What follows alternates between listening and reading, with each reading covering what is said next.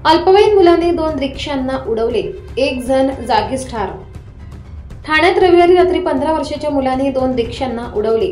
यामध्ये एकाचा जागीच मृत्यू तर एक जण गंभीर जखमी झालाय।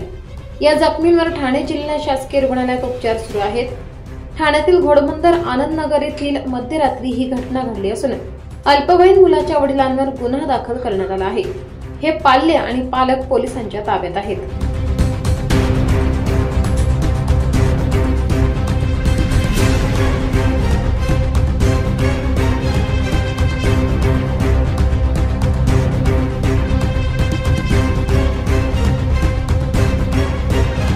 घोडबंदर ठाणे वाहिनीवर आनंदनगर सिग्नल क्रॉस झाल्यानंतर एक 200 मीटर अंतरावर लेफ्ट साईडला एक महिंद्रा पिकअप गाडी आहे।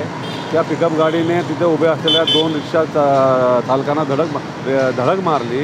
त्यामध्ये 2 इसमांना जखमी केलं आणि तिथं मेट्रोचं जे काम चालू आहे तिथल्या तो खड्ड्यामध्ये जाऊन त्या टेम्पो जाऊन पडला।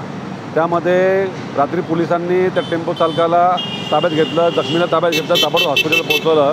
तर त्यामध्ये एक जण मृत्यू पावलेला आहे। तो रिक्षा चालक आहे, त्याचं नाव आहे जितेंद्र कांबळे, वय 31 वर्ष आहे। त्याच्या मृत्यूस कारणीभूत झालेला आहे। आणि दुसरा एक वाघमारे म्हणून आहे 29 वर्ष, तो जखमी अवस्थेत आहे।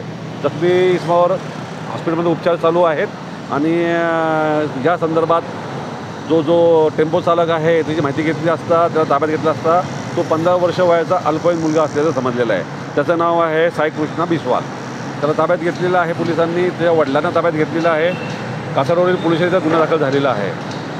या संदर्भात पुढील कारवाई कासारवरील पोलिसांनी करीत आहे। काय आव्हान कराल मी आपल्याद्वारे एक संदेश देऊ इच्छितो की कृपया अल्पवयीन चालकांना गाडी चालवायला देऊ नका।